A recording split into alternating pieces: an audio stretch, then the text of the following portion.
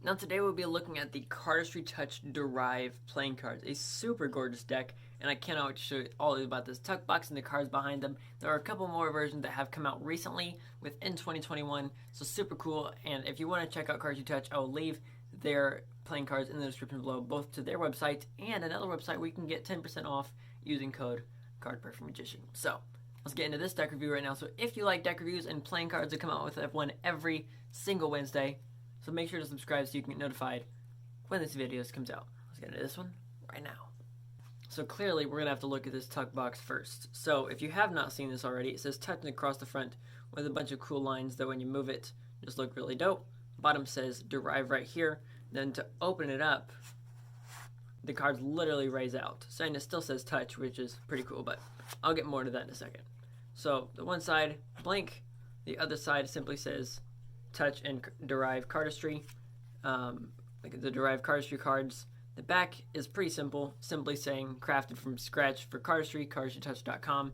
In the back, the bottom saying it's printed through Cardamundi. Then clearly just some instructions on how to open the box, because most people don't know, because you have to take it and pull it like that. Super cool mechanism to be able to get that to work. I mean, seriously, just the cards literally come out. So now enough with the tuck box. That's what the inside looks like. Let's look at the cards. So the first side is just an ad for their ad stuff, and then the other side is actually how this deck was printed. So it's super cool, talking about why they chose the different things on the thinner card stock, on like the card stock and the finish and everything coming through this, the graphics, the thinner borders. The entire thing is why they chose all of their decisions through this deck, which I think is pretty cool. Now the other ad card is kind of a combination and a prerequisite to both of the designs for the faces and back designs. So clearly it says Derive, but it kind of gives you a little bit of a hint into what the other is. Now the other side is just the back design, which looks like this. This is the back design right here. So clearly it's a little bit of a hint showing you one of those lines. This is on all 52 cards. Super gorgeous. Now what's on the other side, you might ask? Well, that would be another back design. Again, showing you a little bit of a prerequisite. One thing I do like about this though, in contrast to this, one, this looks cool. This, like, it's still super cool when you look at it in different angles and stuff. The white border, still going to be fine. Medium white border, maybe a little bit thinner. But then when you get to this side, one, it has multiple colors, which I do like. Then you're going to get to fanning in a second. Again, going to look gorgeous. But you have so many things with broken borders and then a really mega thick border here. So, again, it's going to look awesome when fanning these cards and doing different cardistry moves. So, when it comes to fanning this back design, the original back design, it looks alright, right? It's nothing spectacular. It's just normal. Now, when it comes to fanning the face design, that looks awesome. And then fanning the face design the other way, because the back design only needs fanned one way because it's the same thing. It's still going to look okay, but it's not like fanning it from your left hand, right? If you want to fan this deck cool, make it look good, fan it in your left hand, because the right hand it doesn't match up. It really just doesn't. So besides that, there's a few things you probably need to know. One is, can this deck Pharaoh? There's a lot of cardistry moves that include the Pharaoh Shuffle. So let's check this out. It's alright. Let me see if I can give it a better cut this time, because that was just honestly kind of sad. Yeah, that's fine. I have no problem with it. Like, it's not like, oh yeah, that Pharaoh's great, but it doesn't Pharaoh badly either. Then from bottom to top, again, it just feels like it's kind of stiff in their Pharaoh. But, you know, only so much you can do. I didn't create the deck, I didn't print it, I didn't cut it. It's not on me. And even with the cards that I've made, it's not on me either. So I just have to hope for the best. Which is still crazy. Yeah. It's so crazy.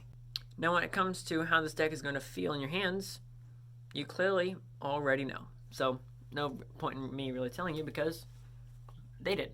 Which is also, I think, pretty cool. Like, I believe it was the BCA's one that had on the side of the box, which honestly I really like. Do I think I'll ever do that? No, probably not. But I'm glad that they did. It was a cool touch.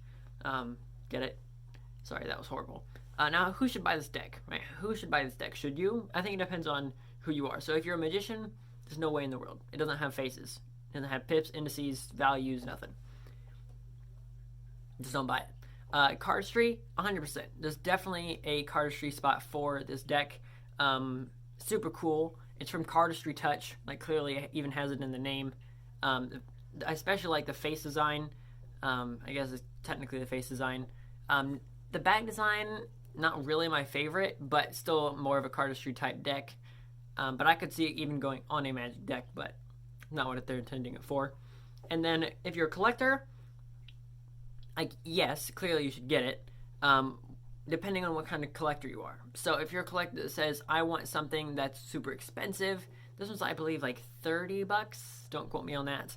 But it's not super rare either, so not overly expensive. It's definitely more on the expensive side, but it's not like in the 250, multiple thousand, whatever.